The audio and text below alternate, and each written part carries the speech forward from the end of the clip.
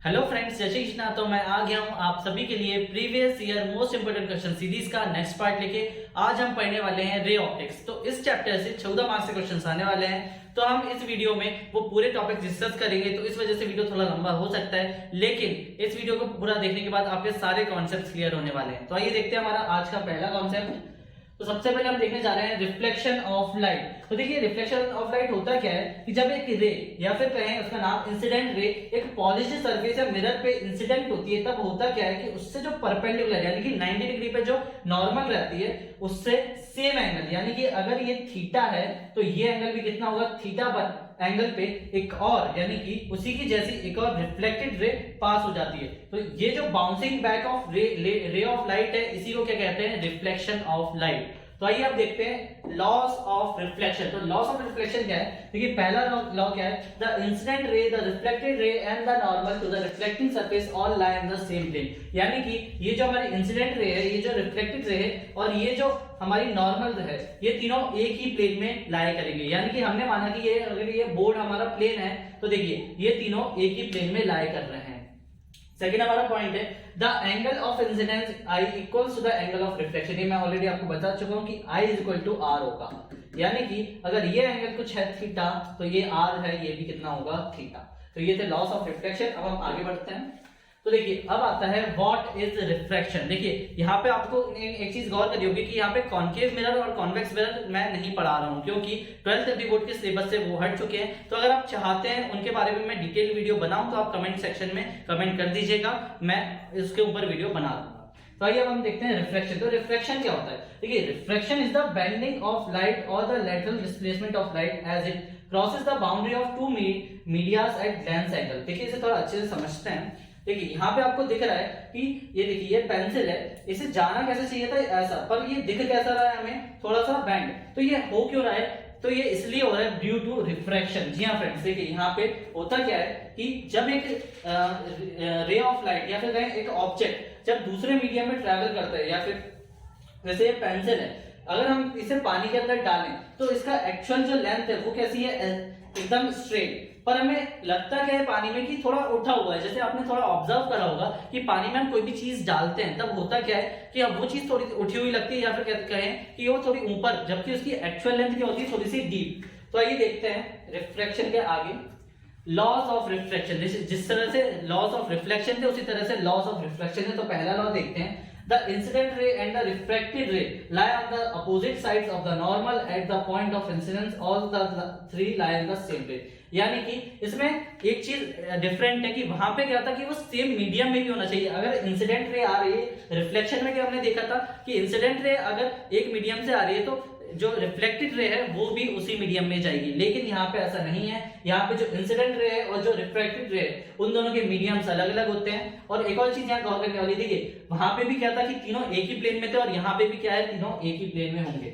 And then हम second law की तरफ बढ़ते हैं। तो सेकंड लॉ काफी ज्यादा इंपॉर्टेंट है। सेकंड लॉ को स्नेल्स लॉ भी कहा जाता है। इसके उदाहरण हम आगे पूरा पढ़ने वाले हैं। तो देखिए the ratio of the sine of the angle of incidence to the sine of the angle of reflection is constant for a given pair of media. देखिए इसका फॉर्मूले पे ध्यान दें, फॉर्मूला इंपॉर्टेंट है। तो देखिए ये जो म्यू है ये क्या है कि refractive index of the second medium with respect to the first medium, यानी कि μ2 अपॉन μ1 इज इक्वल टू क्या है यहाँ पे, sin i upon sin r। ये काफी ज्यादा इंपॉर्टेंट है, ये इसे हम 3 स्टार कह सकते हैं, ये बहुत ज्यादा इंपॉर्टेंट फॉर्मूला है। तो फ्रेंड्स इसमें होता क्या है कि देखिए अगर हमें ये R एंगल निकालना है, आइदर इन चारों में से कुछ भी निकालना है, या इसका रिफ्रैक्टिव इंडेक्स, इसका रिफ्रैक्टिव इंडेक्स, ये एंगल और ये एंगल, तो इन चारों को हम इजीली इस फॉर्मूले के थ्रू फाइंड कर सकते हैं। अब देखते हैं हम आगे। तो ये काफी ज्यादा इंपॉर्टेंट है, इसे आपको याद रखना है। तो हम चलते हैं आगे। टोटल इंटरनल रिफ्लेक्शन, ये एक प्रॉपर्टी है इसकी रिफ्रैक्शन की। तो टोटल इंटरनल रिफ्लेक्शन होता क्या है कि देखिए जब ये देखिए मैं आपको थोड़ा डिटेल में बताऊं कि हमने माना कि हमारे पास ये क्या है, ये एयर है और ये वाटर है। तो देखिए होता क्या है कि अगर ये नॉर्मल है और यहां से एक इंसिडेंट रे आई तो होगा क्या, अगर देखिए एयर और वाटर, तो वाटर क्या है, डेंसर मीडियम है। तो इसमें क्या होगा कि डेंसर मीडियम में जो रे ऑफ लाइट है वो क्या यहाँ पे बैंड हो जाएगी। लेकिन अगर यही उल्टा हो जाएगी, देखिए यहां पे डेंसर मीडियम हो जाए और यहाँ पे रेयर और मीडियम हो जाए तो होगा क्या कि अगर ये नॉर्मल है तो यहाँ पे ये रे ऑफ लाइट आएगी और इससे दूर चली जाएगी, ये नॉर्मल है ना, इससे दूर चली जाती है, बेंड हो जाती है। तो अगर ऐसे करके हम थोड़ा और इसको यहाँ पे डेविएट करें तो ये क्या होगा, कुछ इस तरह से जाएगी। थोड़ा और करें तो क्या होगा, थोड़ा ऐसे जाएगी।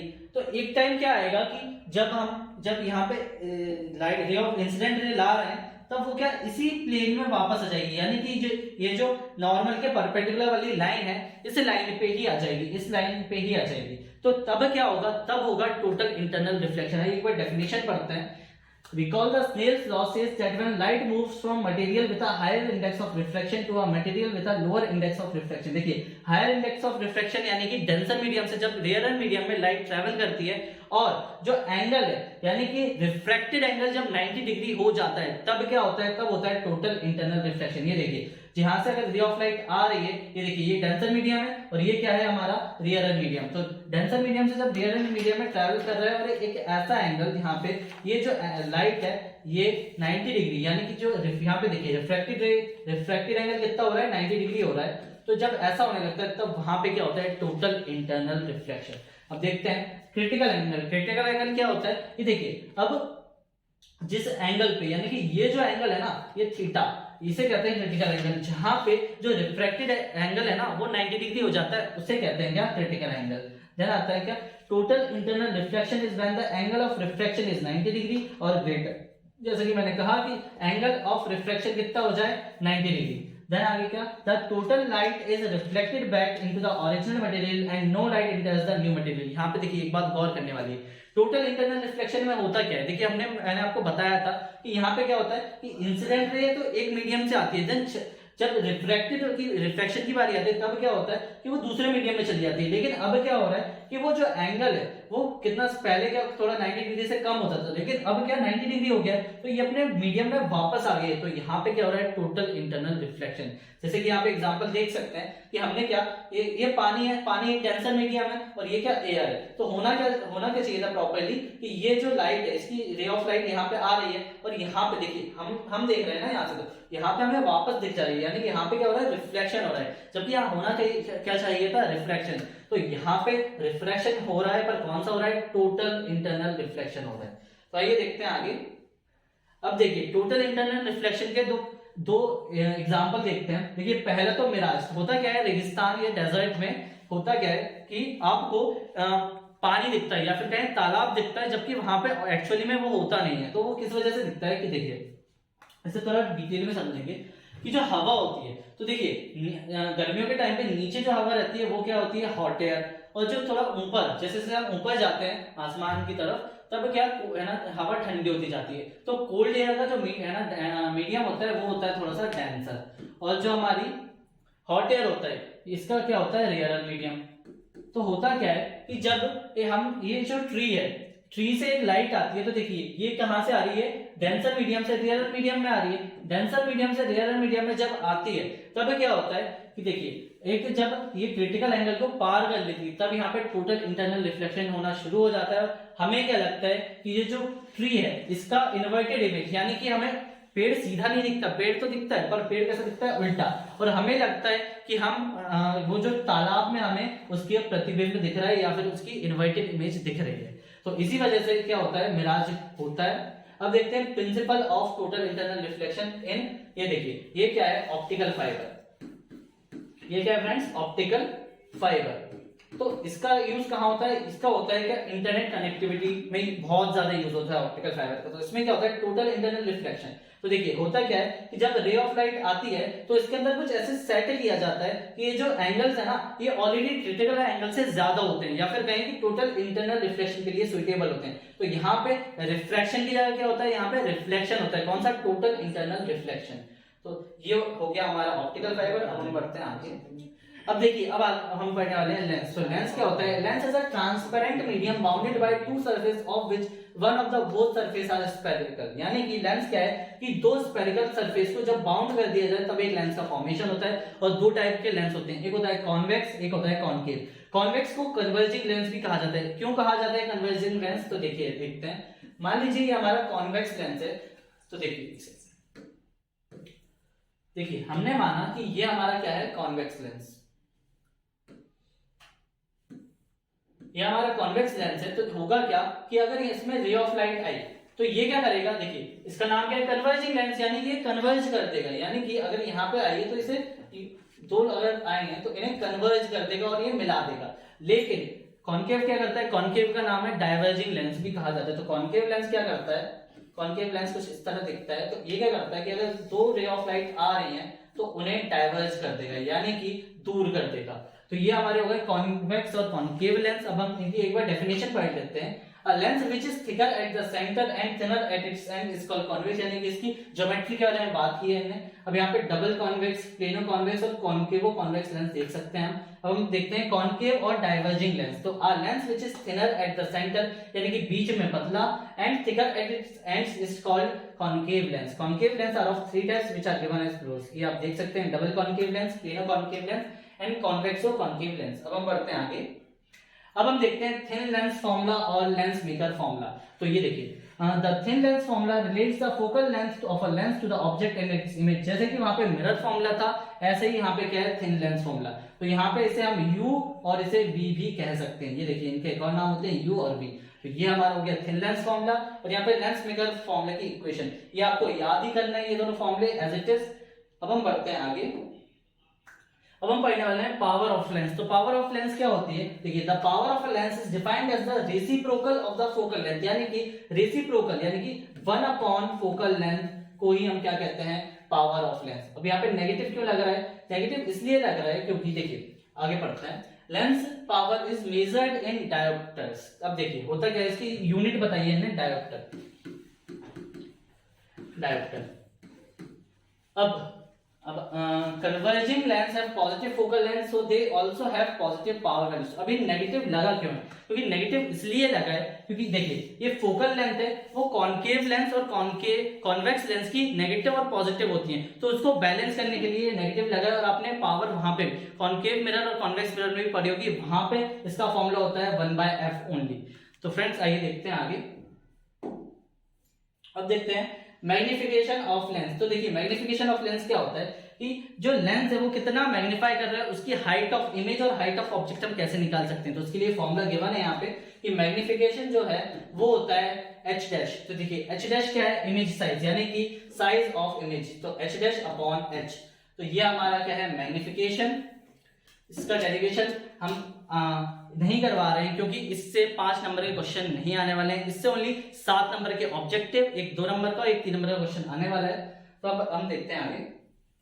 अब है लाइट डिस्पर्जन। तो लाइट डिस्पर्जन क्या होता है, देखिए this spreading out of beam of light is called dispersion और क्रोमेटिक डिस्पर्जन। आपने देखा होगा कि कभी कभी बारिश होती है और धूप जब एक साथ निकलती है, जब बारिश और धूप एक साथ निकलती है तब क्या होता है कि है ना, हमें कभी कभी रेनबो दिखता है। तो वो रेनबो क्यों दिखता है, क्योंकि देखिए होता क्या है, मान लीजिए यहाँ बारिश हो रही है, धूने हैं बारिश की, और यहाँ पे सनलाइट पड़ रही है। देखिए यहाँ पे सनलाइट पड़ रही है, तो होता क्या है कि देखिए जैसा यहाँ पे हो रहा है, देखिए ये व्हाइट लाइट आ रही है, ये रही हमारी व्हाइट लाइट, या कहें सनलाइट।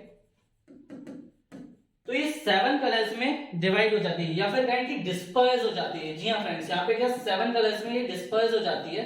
तो वो किसकी वजह से होता है, वो होता है डिस्पर्जन ऑफ लाइट की वजह से। जी हाँ फ्रेंड्स, और ये कलर्स की सीरीज भी आपको याद होगी, विबग्योर, आपने याद करा होगा पहले। और हाँ एक चीज गौर करने वाली कि ये विबग्योर ऊपर से नहीं, ये नीचे से होती है, और ये आपको याद रखना है।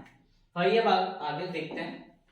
देखिए what is scattering of light. तो स्कैटरिंग ऑफ लाइट क्या होता है, तो देखिए जब रे ऑफ लाइट, जब एक रे ऑफ लाइट उसकी वेवलेंथ से छोटे पार्टिकल पे जब स्ट्राइक होती है, तब क्या होता है कि वो पार्टिकल उसको एब्जॉर्ब तो कर लेता है पर लेकिन री एमिट कर देते हैं, मतलब एब्जॉर्ब करके भी एमिट कर देता है। और क्या करता है, वो जितनी भी डायरेक्शन है वो सारी डायरेक्शंस में छोड़ देता है, और उसके कारण क्या होता है कि जितनी भी वेवलेंथ है वो डिस्ट्रीब्यूट हो जाती हैं और कई कलर्स हमें दिखते हैं। तो आइए देखते हैं इसकी डेफिनेशन।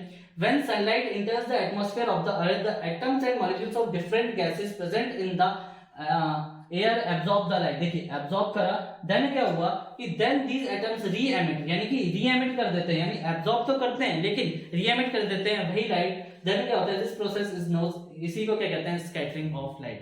और देखिए blue colour of the sky यानी कि आसमान नीला क्यों है, ये सवाल आपके मन में होगा, तो वो इस सवाल का आंसर यहाँ पे मिलने वाला है। देखिए होता क्या है कि when sunlight enters the atmosphere, यानी कि हमारे एटमॉस्फेयर में जब सनलाइट आती है तो ये स्कैटर्ड हो जाती है, किसकी वजह से, बादलों की वजह से। The wavelength of the red light is the greatest and दस इज स्कैटर्ड लीस्ट, यानी कि हमारे एटमॉस्फेयर में जितनी भी गैसेस हैं, बादल है, इनकी वजह से क्या होता है कि जो सनलाइट रहती है वो स्कैटर्ड हो जाती है और ब्लू क्यों से दिखाई देता है वो हम देखते हैं। अवर आई यानी कि हमारी आंखें is more sensitive to the blue light, thus we see the sky as blue, यानी कि हमारी जो आंखें हैं वो काफी सेंसिटिव होती हैं ब्लू कलर को लेके, इसीलिए हमें आसमान जैसा दिखाई देता है ब्लू। तो अब देखते हैं हम आगे।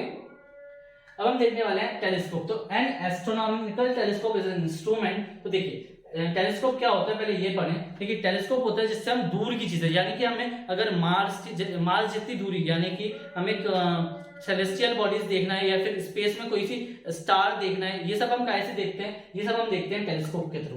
तो टेलीस्कोप में क्या रहता है, ये होती है कि एक मैग्नीफाइंग पावर, और इसी को देखिए एक बार स्टार्टिंग से पढ़ते हैं हम definition. An astronomical telescope is an instrument used to see heavenly bodies, objects like stars, planets, etc. The image of such a distant object formed at the telescope subtends a large visual angle at the eye so that the object appears quite large to the eye.